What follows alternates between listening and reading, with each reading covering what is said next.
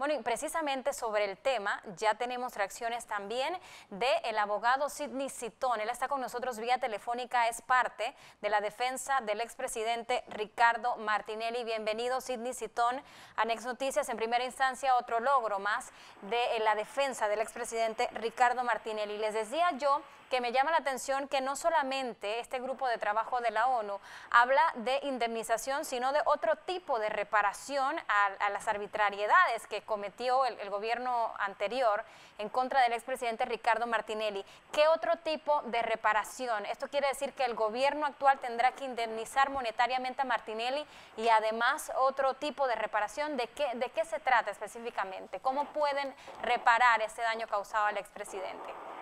Sí, buenas tardes a todos los televidentes de Next TV, al pueblo panameño. Desde un inicio nosotros advertimos que estábamos ante un estado salvaje, un estado represivo que no respetaba ningún tipo de garantías fundamentales ni derechos humanos. Fueron muchos años los que vivimos bajo el gobierno de Juan Carlos Varela, bajo una zozobra y una incertidumbre en donde la justicia estaba arrodillada por completo al poder político del Estado.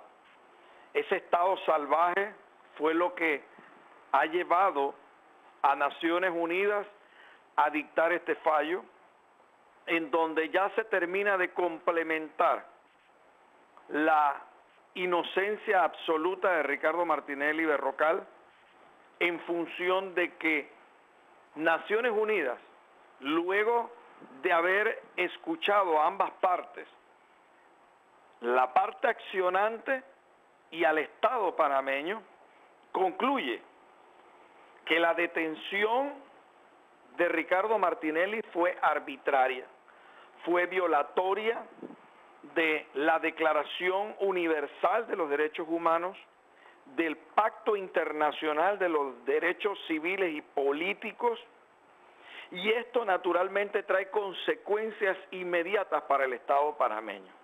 Y es importante señalar que usted tiene dos vías cuando sus derechos humanos son conculcados. La Organización de Estados Americanos, es decir, la Comisión Interamericana de los Derechos Humanos, y luego posteriormente el caso lo resuelve la Corte Interamericana de Derechos Humanos, por violación a tratados y convenios de la OEA, o puede ir al sistema de Naciones Unidas, igualmente por afectación o por violación de los derechos humanos de esos tratados y convenios internacionales, como en este caso la Declaración Universal de los Derechos Humanos y el Pacto Internacional de los Derechos Civiles y Políticos. Y es ahí entonces en donde Naciones Unidas dice: el Estado panameño debe indemnizar, debe reparar el daño, y el Estado panameño tiene que producir una investigación sobre aquellas personas que fueron los operadores de justicia en este caso. Abogado. ¿Quiénes fueron los operadores de justicia? Dos magistrados en particular, y en forma general el Pleno de la Corte Suprema de Justicia.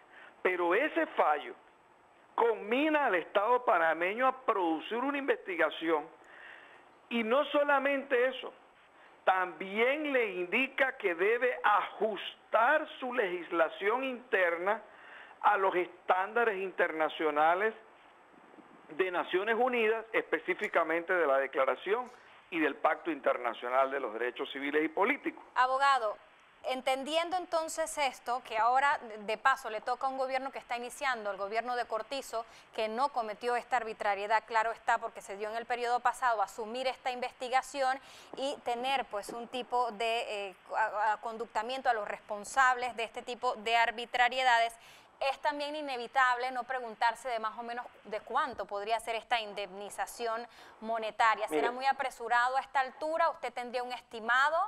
Mire, primero que nada hay que indicar que la responsabilidad por violación de los derechos humanos en tribunales internacionales es una responsabilidad del Estado, porque es el Estado al que se demanda. Cuando usted promueve una acción por violación de derechos humanos, usted ataca al Estado. Claro. El operador de justicia es quien dentro de ese engranaje gubernamental o estatal comete la acción, pero es el Estado el que responde. En Panamá, diferente a muchos países del mundo y de América Latina, no cuenta con una legislación en donde el Estado tenga el derecho de repetir, es decir, de accionar contra aquellos funcionarios que causan un perjuicio económico propio de su mal actuar. En este caso, por ejemplo, los magistrados que participaron como fiscal o fiscales, como jueces de garantías o jueces que conocieron de algunos de los recursos que se presentaron y que actuaron de manera indebida, esos funcionarios deberían responder solidariamente con el Estado, o el Estado tendría, como en otros países bajo la jurisdicción contenciosa, la oportunidad de irse contra ellos para que ellos también paguen el daño que han causado. Claro. En Panamá no tenemos esa legislación, sin embargo, yo soy del concepto de que sí se puede solidariamente exigir responsabilidad a esos funcionarios por parte del Estado. Lo que pasa es que cada vez que se ha producido una condena en un tribunal internacional, nunca el Estado ha accionado contra esos funcionarios. Bien, hay un periodo de 6 meses para que Cancillería cumpla con todo lo que ha señalado Naciones Unidas.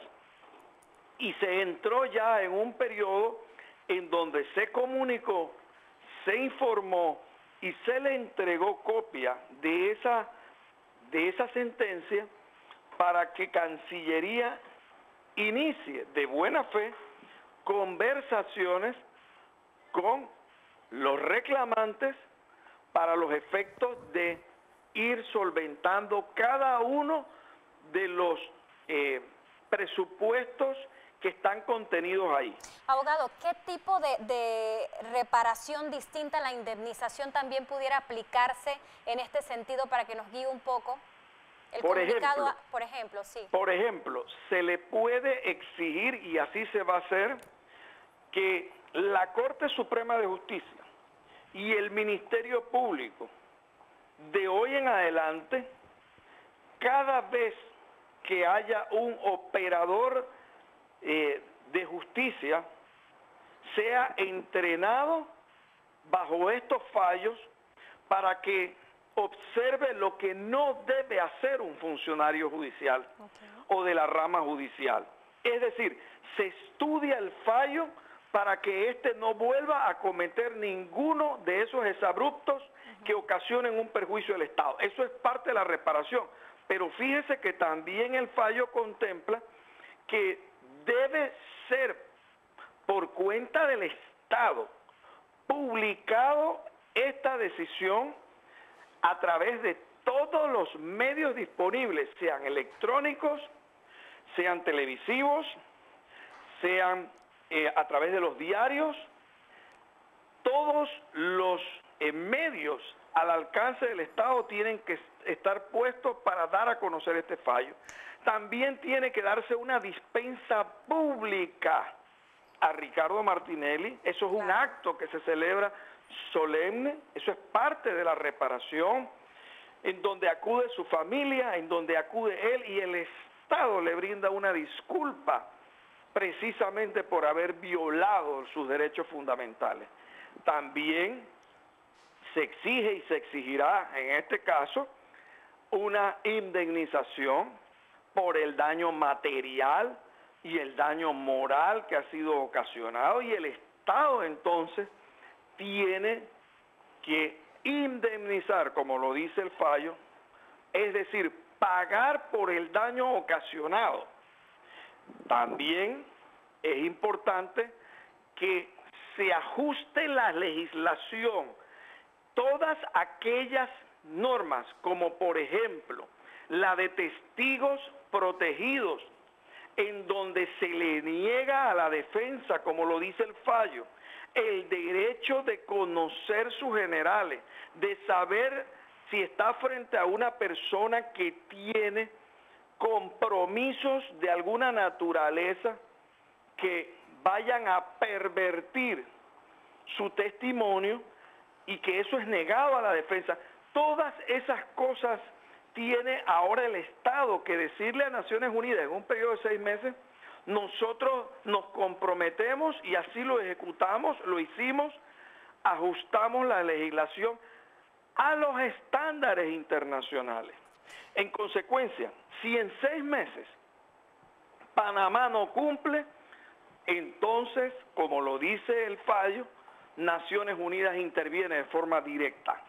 Pero además, en el próximo informe anual sobre la situación de los derechos humanos en el mundo que publica Naciones Unidas todos los años, este caso va a ser publicado por Naciones Unidas y de hecho ya ustedes han observado que está colocado en el portal electrónico de Naciones Unidas este caso en donde Panamá resulta condenado. ¿Pasará, abogado, entonces a la historia el caso del expresidente Ricardo Martinelli a nivel internacional como lo que precisamente no se debe hacer en derecho? Y pienso yo, infiero que vergonzoso para aquel que ha cometido las arbitrariedades, pero un poco más noble esta forma de reparación que es distinta a la indemnización que tiene que dar ahora el Estado panameño a consecuencia del actuar de estos magistrados. ¿No van a faltar también las voces en las redes sociales, adeptos y no adeptos al expresidente, quienes digan que probablemente es injusto que el Estado ahora tenga que indemnizar por el actual de estos magistrados durante la administración pasada y durante el caso que se le siguió al expresidente? ¿Qué tiene que decir usted ante estas críticas?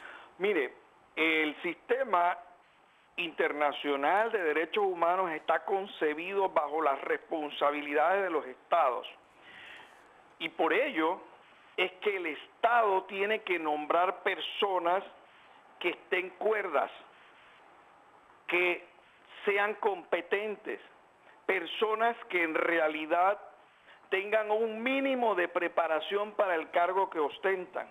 No solamente comparto lo que usted acaba de indicar, que este caso se convierte en un caso histórico, no solo por el hecho de que se juzgó en violación a los derechos fundamentales a un expresidente, sino también porque Naciones Unidas ya dijo que todo se hizo de forma arbitraria e ilegal, sino que también los operadores de justicia, entiéndase fiscales y jueces y magistrados que participaron en este proceso aberrante, sus nombres quedan para la historia marcados en el contexto internacional.